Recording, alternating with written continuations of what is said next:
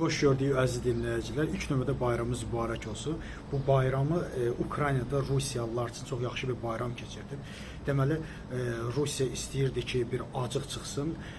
Deməli, İskəndər raketlərinin yerləşdiyi, balistik raketlərin yerləşdiyi yeri Ukrayna dünənləri darmadağın etdi və bu günləri də nəhayət əsəbləşib Qazaxıstan sərhəddindən Areşniklərlə, bilirsiniz, bu Putinin fəxr etdiyi məşhur Areşnikləri var.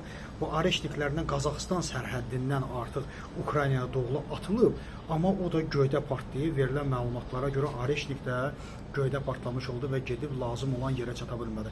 Amma Ukraynanın unikal əməliyyatından sonra hələ bu günə qədər də o əməliyyat davam edir.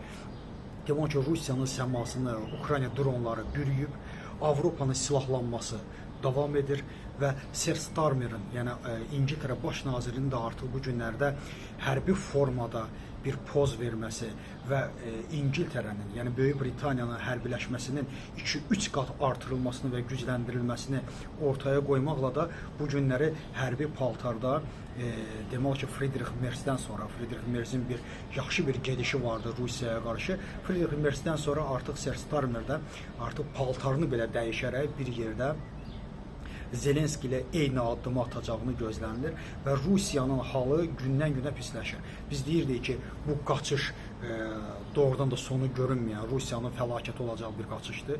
Məhz Trump da onun simasını qorumağa çalışırdı.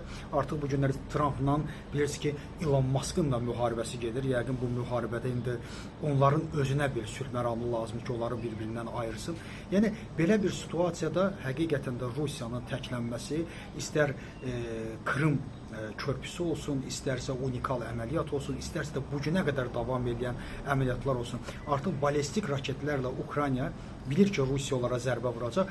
Onun qarşısını qabaqcadan alma tədbirləri də çox məşhur və yerindəcə həyata keçirilir. Bu da onu göstərir ki, mən məlumat vermişdim, Ukraynanın silahlı qüvvələri, xüsusi xidmət orqanları Rusiyada çox ciddi şəkildə işləyirlər. Mən düşünürəm ki, bu hörümçək toru sözün həqiqi mənasında Rusiyanın hər bir əyalətini bürüyüb, bundan sonra hansı əməliyyatlar görəcəyik, yəqin ki, o hörümçək torunun digər qanadlarından biz bunu hiss etmiş olacaq. Təşəkkür edirəm diqqətinizə görə.